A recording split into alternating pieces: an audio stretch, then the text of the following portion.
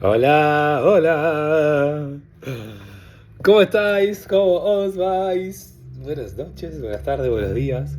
Yo sé que hay gente que me ve de todo el mundo. ¡Wow! Qué grosso que será eso. Bueno, no sé si de todo el mundo, pero de varios lugares del mundo. Así que saludo a todos en varios usos horarios. Por las dudas, porque nunca se sabe. Salud. Hoy estoy con un matecito yuyero, con coco. Tiene de todo: manzanilla, cardamomo, clavo de olor, pimienta, stevia. Hemos expandido la búsqueda de opciones matísticas. Creo que uno de los primeros Maxitos in the Air, miren lo que está recopilando mi mente, se trató acerca del mate, de los yuyos que le pongo al mate, si no me equivoco. Wow, qué loco. Y estamos en un Maxitis in the Air number 100. Andamos alrededor del 140. Yo sé que ando por ahí. Sí, y tengo un pelito por acá. Ustedes no lo ven, pero yo lo siento. Ok, hoy no aparecieron preguntas en la cajita de preguntas. Y siempre que pasa esto, digo, ¿me tomo vacaciones? No hago el videíto, me pongo un ratito.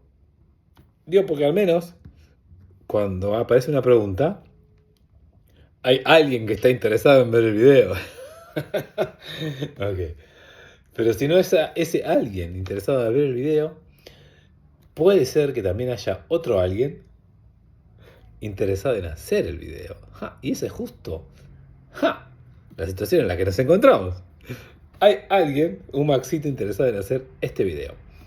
Así que vamos a hacerlo y vamos a responder algunas de las preguntas que quedaron colgadas de versiones anteriores.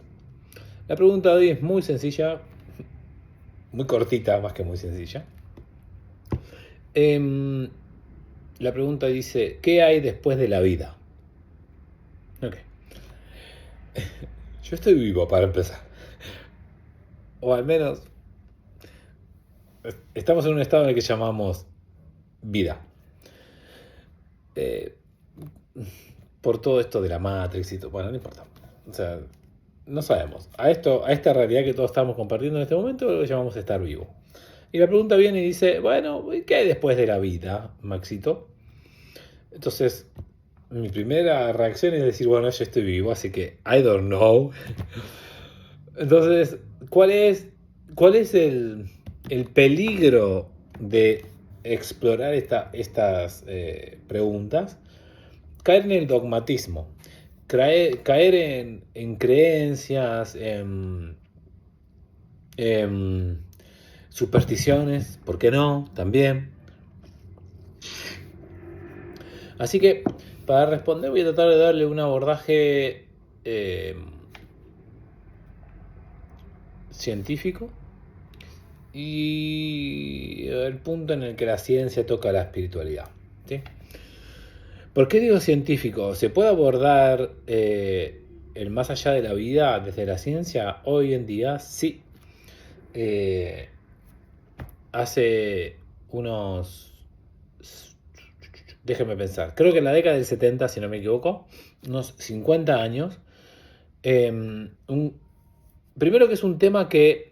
el tema de la vida después de la muerte o qué pasa después del momento de la muerte es algo que siempre, siempre ha atravesado a la humanidad. Convoca, genera dudas, preguntas, movimientos. Entonces, todas las grandes culturas y religiones tienen algún apartado, alguna mención en relación a esto. ¿Qué pasa después de pasar la transición de esta vida? Eh, entonces es algo que es innato al ser humano, ¿no? Preguntarnos, bueno, ya que tenemos conciencia y nos damos cuenta que estamos vivos, bueno, pero ¿qué pasa luego? ¿No? Eh, ¿Qué pasaba? Ese área del saber o del conocimiento siempre estuvo relegado a las religiones, la parapsicología o lo esotérico, se puede llamar de alguna manera. La ciencia, como la ciencia se basa en lo medible, lo cuantificable, y no se interesaba demasiado por esto porque no había modo de hacerlo. Pero sí estaba como atenta a estos relatos que más de una vez aparecieron a lo largo de la humanidad. La ciencia, habiendo nacido en Occidente, tiene una fuerte impronta occidental. Por lo tanto, miraba todo el conocimiento oriental en relación a conocimiento búdico, el conocimiento del Zen, el conocimiento del Vedanta, del hinduismo, el conocimiento del taoísmo, como cosas media superchería, ¿no? Y ligadas a la religión, la ciencia ahí no tiene nada que ver. Eso es lo que decía la ciencia. Hasta que un grupo de científicos empezaron también a tener sus propias experiencias, porque son seres humanos. Entonces empezó a crecer dentro de la ciencia esta idea de ver si había algo, si la ciencia podía abordar el tema de la muerte de un modo justamente científico. Y en la década del 70 se formó esta comisión en la Universidad de Columbia. Hubo un pionero, no recuerdo los nombres, ¿sí? Me van a disculpar con eso. Hubo un pionero que fue acumulando información y creó un departamento en la Universidad de Columbia que luego lo fue pasando como de pionero en pionero. Fueron como fue un legado que se fueron acumulando relatos de experiencias después de la muerte, por decirlo, ¿no? El famoso túnel, la proyección del cuerpo y la posibilidad de ver el cuerpo, o sea, por fuera, ¿sí? En mesas de operaciones, ¿no? Ver tu propio cuerpo que está siendo operado, ver lo que está pasando en el quirófano y otro tipo de experiencias que no se podían explicar de manera científica hasta ese momento. Pero ¿qué empezó a pasar? Para la ciencia la vida terminaba en el momento de la muerte, ¿sí? A partir de uno de los casos más notables de estos registros que se empezaron a hacer eran las experiencias de reencarnación. Es decir, gente que nacía y recordaba fragmentos de su vida anterior. Es algo que ha estado en la humanidad desde siempre, pero que a partir de que la humanidad empezó a llevar registro de las cosas, ¿qué empezó a pasar? Empezamos a tener la posibilidad de corroborar algunas de estas cosas. Y especialmente el departamento de la Universidad de Columbia empezó a registrar de una manera científica estos relatos de niños que recordaban su vida anterior. Aproximadamente hasta los 5 años se da la posibilidad de un recuerdo vívido. Los nenes hasta que cumplen 5 años tienen más posibilidad de recordar su vida anterior. Y a partir de los 5 años, esos recuerdos muchas veces se diluyen y se olvidan por completo. ¿Pero qué empezó a pasar? La humanidad en los últimos 50 años empezó a tener un montón de herramientas de registros, por ejemplo, digitales, registros históricos, ¿sí? Entonces, los relatos de estos niños empezaron a poder ser contrastados con estos registros. Y eso es principalmente una de las cosas que hacía la Universidad de Columbia. Entonces, hay varios casos. Hay el psiquiatra que se encarga en la actualidad de este departamento de Columbia, se encargó de recopilar estos datos y entrevistar. Hizo un libro con todos los casos famosos. Y dentro de esos casos hay dos que son muy conocidos. Está todo en el libro, muy interesante el libro. El más conocido de todos es un chico que siguió manteniendo los recuerdos de su vida anterior, incluso después de los 5 años, ahora hoy por hoy es un adolescente, que él recordaba haber sido en otra vida un piloto de avión, que fue derribado por los japoneses en la segunda, alrededor de lo que fue Pearl Harbor y todo esto, la Segunda Guerra Mundial, ese lapso de tiempo, y recordaba nombres de oficiales, amigos, familia, y todos estos datos que fueron dichos por el nene. Imagínense un nene de 5 años que antes de la era de internet, antes de toda esta explosión de información que tenemos hoy, pudo ser registrado por este psiquiatra, y luego este psiquiatra lo pudo corroborar y vio que sí que existía este piloto. Y después hay un caso más famoso todavía en donde el niño recordaba haber sido algo relacionado a la vida de Hollywood. Y bueno, se las adelanto, es un caso donde en la vida anterior este niño había sido un actor de esto, medio de los que están en el fondo de las películas.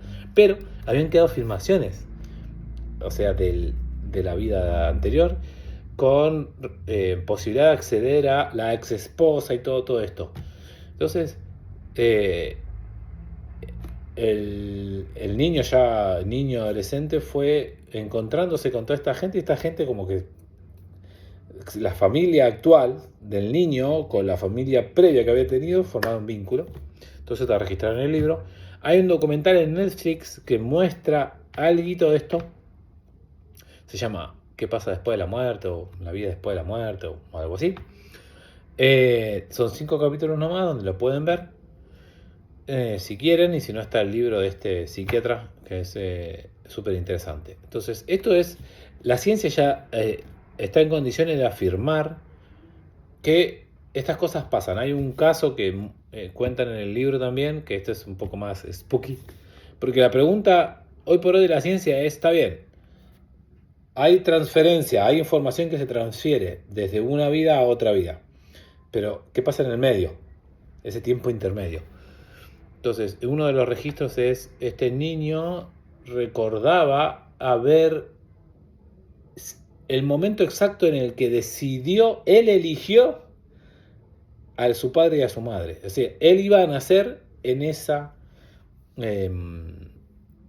pareja.